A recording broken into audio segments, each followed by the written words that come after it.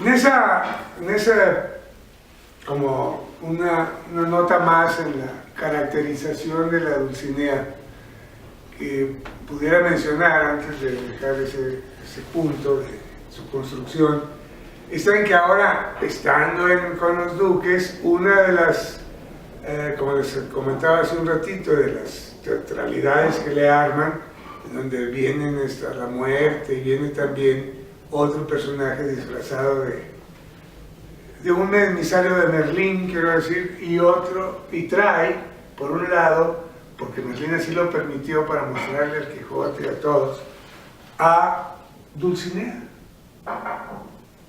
Un personaje representando a Dulcinea, vestida de blanco, unos velos, quiero decir, de plata, unas ceras de plata, con plata, y la describe que una jovencita en los 10 y tantos, o sea, una teenager, ¿verdad? Pero entre los 17 y los 20, que finalmente son 19, los que tiene, y una belleza preciosa, así se describe, y la ven, y sí, una preciosidad, pero no es Dulcinea, obviamente, pero es una representación de Dulcinea que tenemos.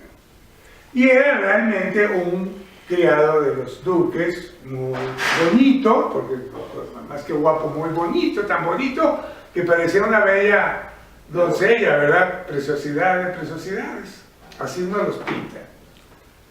Entonces ese es otro aspecto de Dulcinea para tomar en cuenta, ¿no?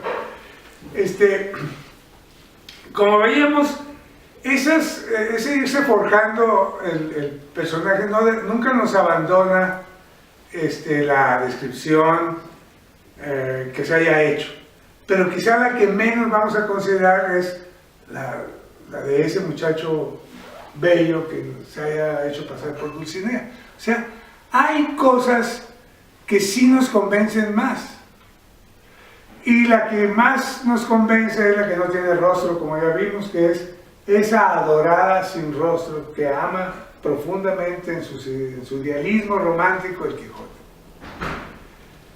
El personaje romántico del Quijote, recordemos que el romanticismo, ya hemos dicho algunas cosas antes, pero ahorita quiero señalar un aspecto. Es una tradición muy antigua.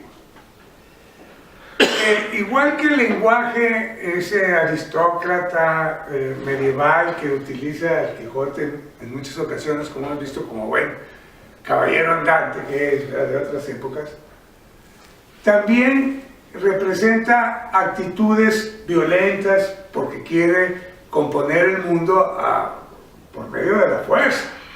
No es un diplomático que ande convenciendo a los gobernantes del mundo. Él actúa en base al poder de su brazo, como él dice, ¿verdad? Y pone al servicio de las damas y de los menesterosos el poder de su brazo. O sea, es un guerrero. Esa es del pasado que se arrastra en su personaje, una actitud en donde, en lugar de transformar el mundo como él lo hace, con sueños, delirios, ¿cómo se llama?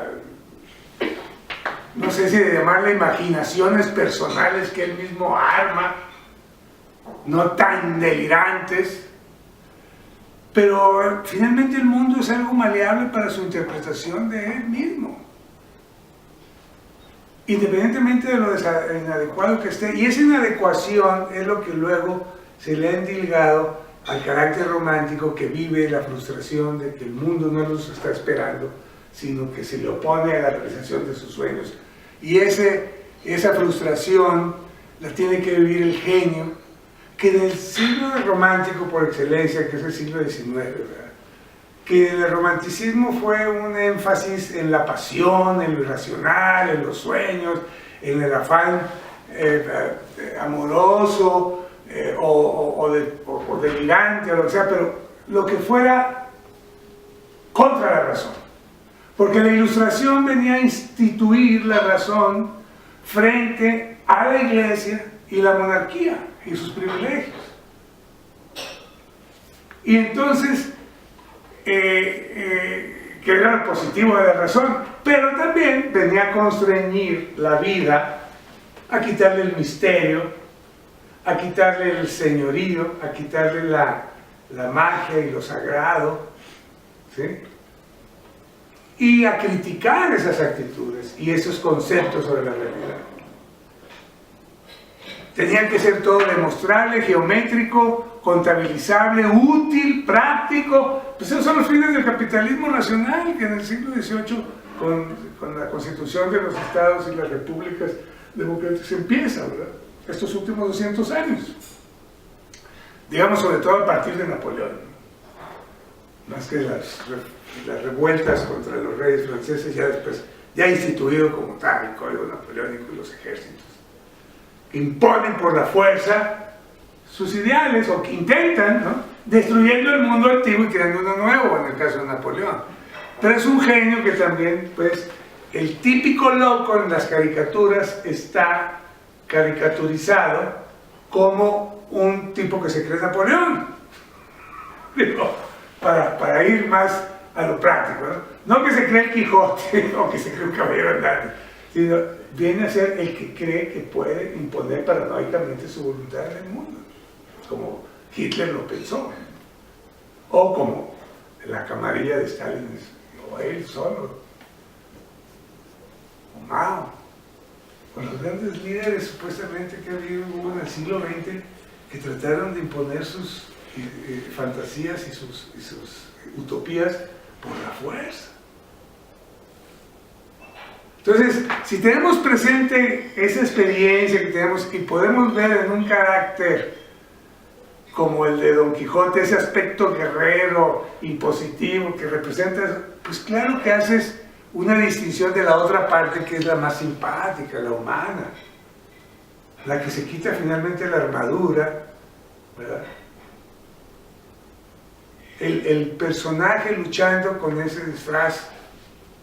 Como habíamos dicho, no es fácil encontrar sentido a la existencia cuando te la imponen de fuera y te la dan ya masticada, organizada y aparte con sus intérpretes, como normalmente sucede, ¿verdad? Pues te agarras de lo que te cuentan, las explicaciones que te dan, y el mundo es coherente. Y si no tienes ninguna crisis intelectual al respecto, porque no hay nada que te conmueva, todo te lo puedes explicar con esa visión del mundo, que partes compartida con muchas otras gentes, pues todavía más familiaridad y más regularidad tiene ese mundo. Pero ¿qué tal cuando tú haces un paso atrás y ves lo que la mayoría está pensando y cómo se están conduciendo y cómo las creencias que se tienen y las explicaciones que te dan, que no te son suficientes a ti?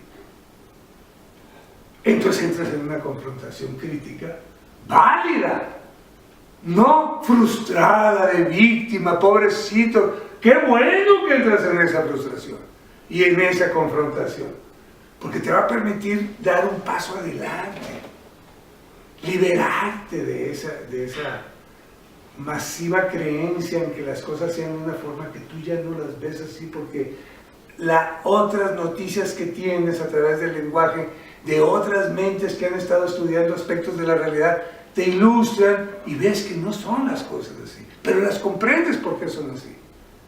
Comprendes que es indispensable que la gente tenga su propia explicación del mundo, porque no se puede vivir sanamente, con cierta tranquilidad y sosiego, si no es en un mundo más o menos familiar.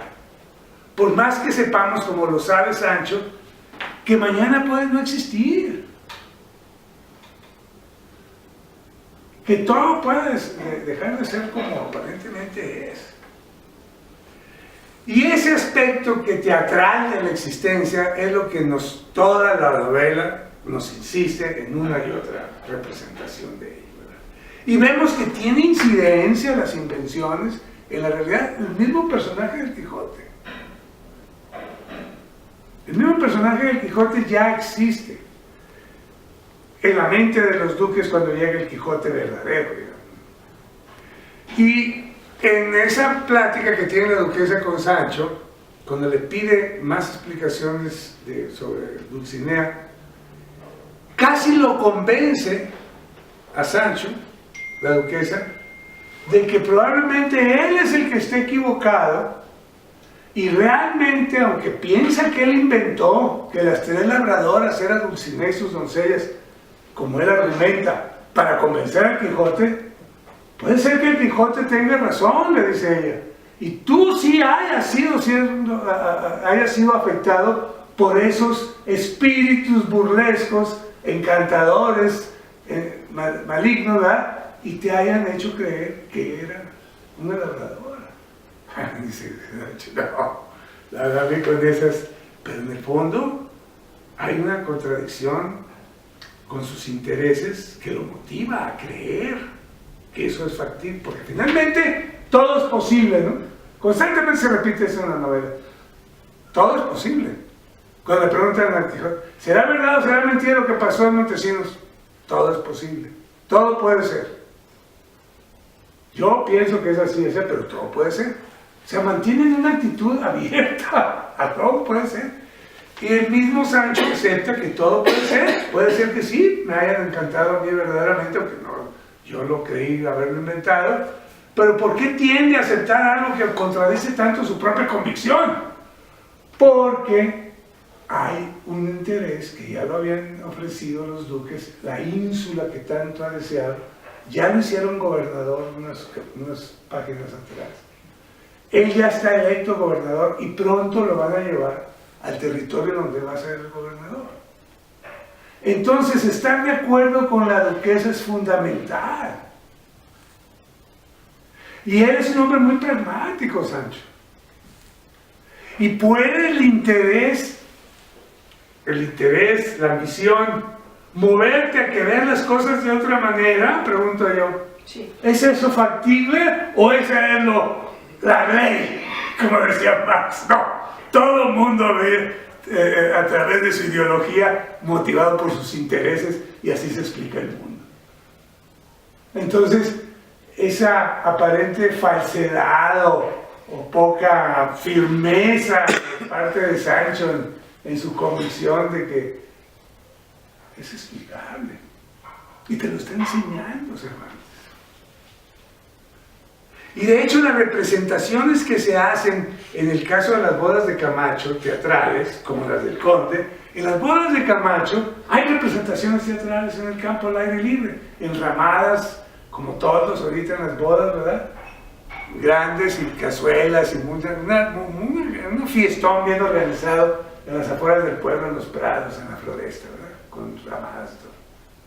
Pero hay unas representaciones, unas procesiones, como parte de la amenidad, digamos, programada, en donde vienen luchando el amor y el interés, Cupido y el interés.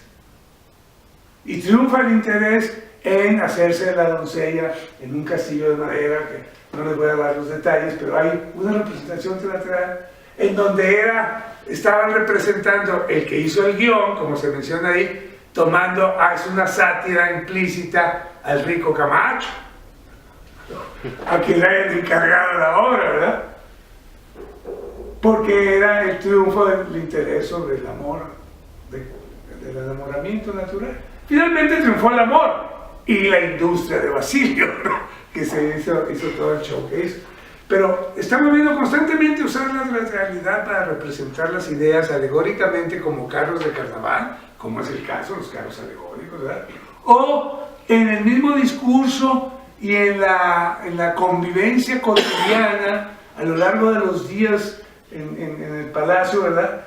Van saliendo los temas y profundizándose y entrando en contradicción con cosas como haber aceptado él con lo que se revelaba al principio de azotarse, porque dijo aquella figura alegórica que él no terminaba de comprar a Sancho, y menos cuando iba en contra de sus intereses. Sí se espantaba y se admiraba de todo aquello, porque finalmente pues, tenía efecto todo aquello sobre Don Quijote y él, era convincente todo aquel teatro. Pero Sancho termina siendo vencido por sus propias ambiciones y sus intereses. Y la carta que le escribe a su mujer es muy clara, avisándole que ya fue nombrado gobernador y que ahora sí va a hacerse rico, ¿verdad? Porque como ya les decía en la plática anterior, con toda claridad viene expuesto ahí que los gobernadores gobiernan como gerifaltes, como aves de rapiña. Y están ahí para admitir cohechos y cobrar derechos. O sea, así está establecido esa tradición corrupta de España y sus colonias desde hace 400 años y con todas sus letras escritas en esta obra.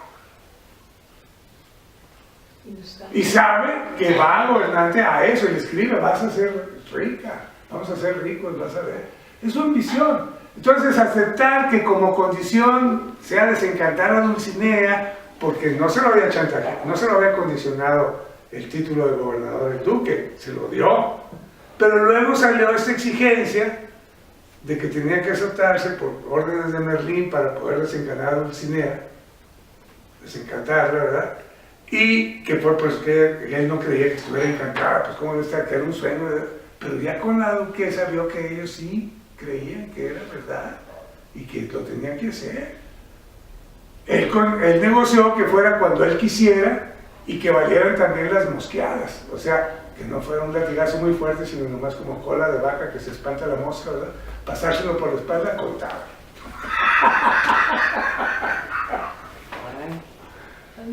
Dentro de todo ese sobrevivencia, de dificultad de la sobrevivencia y alcanzar tus ambiciones que trae, lo ves luchar por ello y también defender su dignidad. Y aunque no se les cree del todo, sabe dar su brazo a torcer por no perder lo otro. Entonces, ¿cómo no vas a ver que así se comporta el personaje si lo estás leyendo? No necesita el autor tenerte que hacer una exposición de conclusiones de qué estás leyendo. Tú lo estás leyendo y tú te estás dando cuenta de que se trata. Por último, por ahora, pues en este día de hoy, si uno piensa que la construcción de sí mismo es el tema del Quijote, la construcción del propio destino, y el Quijote mismo, cuando lo cuestionan sobre su Dulcinea, y que él habla y que dice que es de los mejores linajes que hay en el Toboso, que ella es una princesa, una alta señora. Pero ¿cómo dice usted eso si en la primera parte leímos que cuando llegó Sancho al Toboso, ella estaba cribando y separando y llenando sacos de trigo? Que es una labradora con hombruna, grandota, torpe, con olor a hombre, que le hiere a gajos la boca. ¿Verdad? Le dice, ¿cómo dices tú que es de alto linaje? Es que eso es lo que decían los encantadores que vieron. Pero sí es de alto linaje. Entonces ella, pero dice, sin embargo, es hija de sus obras. Porque le ponen en contraste que entonces no será del linaje, le dice de fulanita de tal, la esposa de la Anneliese de Gábala, digamos, o fulanita de tal, otro personaje de otra cosa. No creo que tuviera esos linajes tan altos. Dice, quizá no como ellas, pero es de alta alcurnia y sobre todo hija de sus obras, hija de sus propias virtudes. Eso es muy importante, el hacerse a sí mismo y ser hijo de tus propias obras. Eso es lo que venía a ser el contraste de la modernidad frente a la tradición. Ahora uno se construye a sí mismo, incluso ese valor le reconoce el Quijote a su Dulcinea en la discusión, porque nunca, ¿dónde está cuál Dulcinea? La que él defiende, pues. No la pone simplemente como una heredera, ¿verdad? De un título nobiliario, sino hija de sus obras. En ese sentido, tanto Sancho es hijo de sus obras, como el Quijote es hijo de sus obras, y ahí es donde está el quid del asunto, la dificultad de ser el que quiere ser y ambiciona ser, contra todas las limitaciones del mundo, y lo indispensable es que tú permanezcas terco en tu ruta hacia donde tu ambición te lleva. Siempre con una cierta reflexión a que no lo puedes alcanzar todo, o finalmente dándote cuenta cuando no lo alcanzas que habrá que intentarlo de nuevo.